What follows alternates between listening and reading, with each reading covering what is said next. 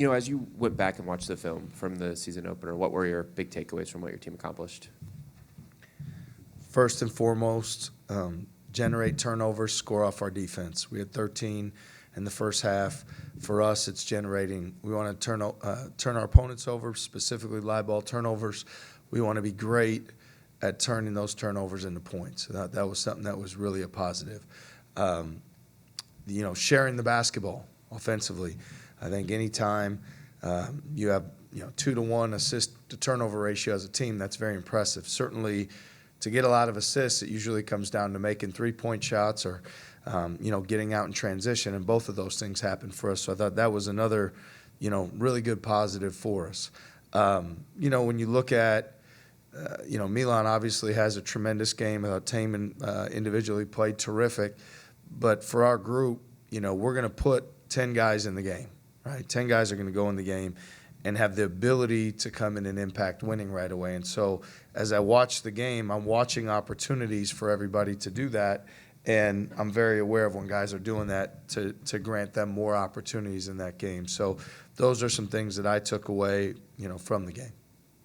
This season, there's a number of rule changes, continuation, coaches' challenges. I know that you haven't had an opportunity to do the challenge system yet. How do you go about preparing for that, or understanding when to use those type of things? Yeah, as far as the challenge goes, it would be something that philosophically we'd likely wait till towards the end of the game.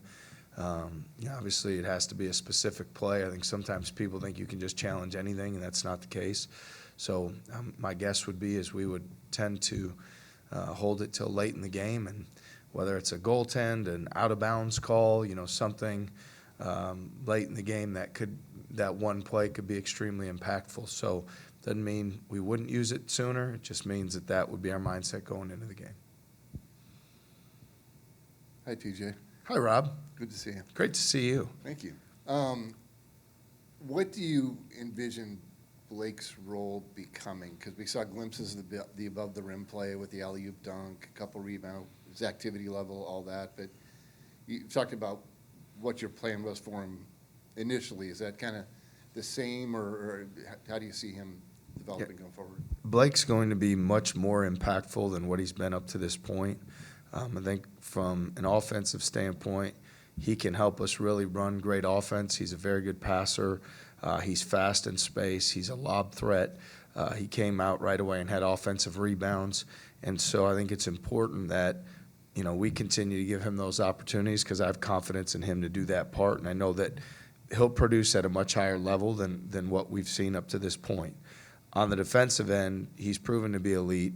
For us, we want him to be out in front of plays, specifically in pick and roll and when he's defending on the basketball, because we feel like he's picked up some fouls when he hasn't been quite as aggressive as what we would like. Usually in most cases, when he's ahead of the play and extremely aggressive, his speed sets in and it wreaks havoc, and he can help us generate turnovers. So I didn't come into the opening night saying, hey, we're going to play him whatever he did 15 minutes. I'd love to see his minutes get up into the mid-20s. Part of that's going to be putting him in great position, and then him staying out of those foul situations because he's being the aggressor. But I think I feel confident he'll produce a lot more than what we've seen to this point. I have tremendous confidence in him, and I'm excited for him to get in a rhythm out there and stack up some minutes and plays that he can feel great about and will feel great about. I was going to ask about the fouls, because it's interesting, because when I think about them now, it does look like a reaction situation, right? He's on his heels, and that's when it happens. And is that what you're talking about is just making sure he's, I guess, in a proactive situation in his stance and all that? Yeah, because for us, like pick and roll coverage, we want to be at that level of the screen. So if you're there early, right, then you're in front of the play, and now the offensive player is going to have to make some decisions. When you're late to the play, now you're kind of on your heels, right? And you're not the one stepping into that aggressive mentality. We want to throw the first punch on every scenario of what we do. And so the fouls have come as a result of just being, not quite out in front of the play, or not quite as aggressive as what we would like for him to be. And, I think he understands that, and he's watched the film, and he's committed to it. And so I think it's just, be early, throw the first punch, be aggressive, and we'll live with the outcome from there because he has tremendous instincts, feet, ability to change speeds. His quickness is great, and we need to do a better job of incorporating him for sure. You mentioned, excuse me, the other day that Nate was your guys' defensive captain. Have you guys ever had that as a formalized role before, and what made Nate the guy for it? Yeah, we haven't had that before. Felt like, Nate takes such a tremendous sense of pride on the defensive end and us getting stops and his competitive spirit, and felt like, we were at a point as a program where it would be more beneficial to have a guy like Nate included in that plan on the front end, help us to install that plan, increase the buy-in even from his end of it, and then for him to be able to communicate that on the court when there's dead balls, free throw situations, all those opportunities. Now he's that much more invested in that plan and making that plan work. And I know that Nate's somebody that's very headstrong and competitive. So then him putting that to play is really important. So hadn't done it before, but I think Nate really, really cares about us getting stops. So I thought it was appropriate that we make that distinction. What kind of vote of confidence should he take that in where you're bestowing that on him on a team where the program's all-time steals leader is also going to be on the floor? Yeah, no, I mean, look, Nate's, I think the job that they do defensively is they're both so good, but they're so different, right?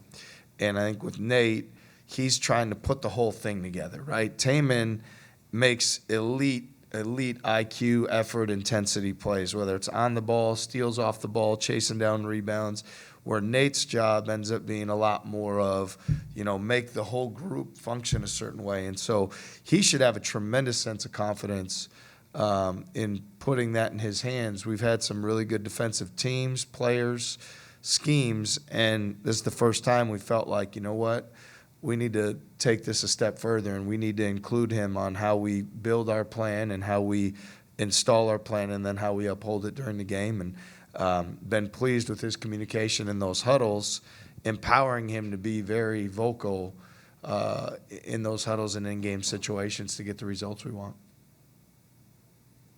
With Milan, obviously this offseason, a big point of emphasis for him was becoming more of a hunter and being aggressive and getting a shot.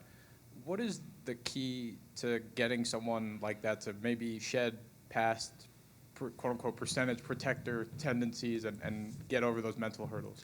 Yeah, there's a lot that's involved there, certainly, because you have to want that responsibility, and with that responsibility is going to come, people at times are going to say, man, you didn't have a great shooting night. You were 2 for 10, or you were 3 for 10, those sort of things.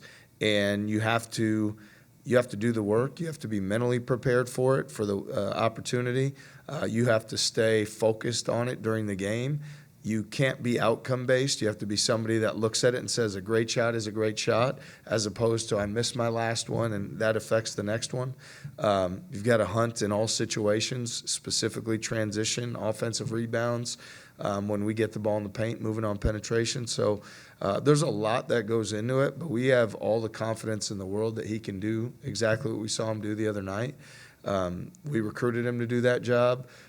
He's built to do that job, and now as he enters his third year, that step in terms of responsibility is something that he wanted. So it doesn't make it easy, though, because it's what we need from him each night is like what I would love is 10 attempts, and I'd love an off-shooting night to be 3 for 10 and say, hey, I don't think there's any chance if he takes 10 that he's going to be any worse than 3 for 10 based on what I see every single day for him. So it really comes down to him hunting to just get great looks and placing the value in it. Was a great look. And you know what? Over time, what we see in practice every day and what we've seen over his time here is the numbers are going to come around his way. You mentioned you feel like you have 10 guys that can make an impact at any moment. What are some of the challenges when it comes to managing a deep rotation like that, and how do you pick and choose certain situations when you go with certain guys over others? Yeah, I wouldn't necessarily even call it a rotation at this point, because to me what we're going to do is get 10 guys in the game, and then we are going to, we're going to leverage the guys who are making their deal work. And you can make your deal work with tremendous energy, intent, communication, effort. Sprinting the floor is one way to make it work. You could be production driven, which whether it's finish plays, make shots, get steals, get deflections, you can do it that way. Or you can bring tremendous energy to the group. And I think even last game with Nate Heisey, his numbers didn't jump off the page, but I thought he played really well. And so I think it's more of a situation right now where we're looking at it and saying, you have an opportunity to go in there and impact winning. And if you do that at a high level, we'll continue to give you more opportunities on the night of the game. So I think it's a great thing for our guys to know that they have those opportunities.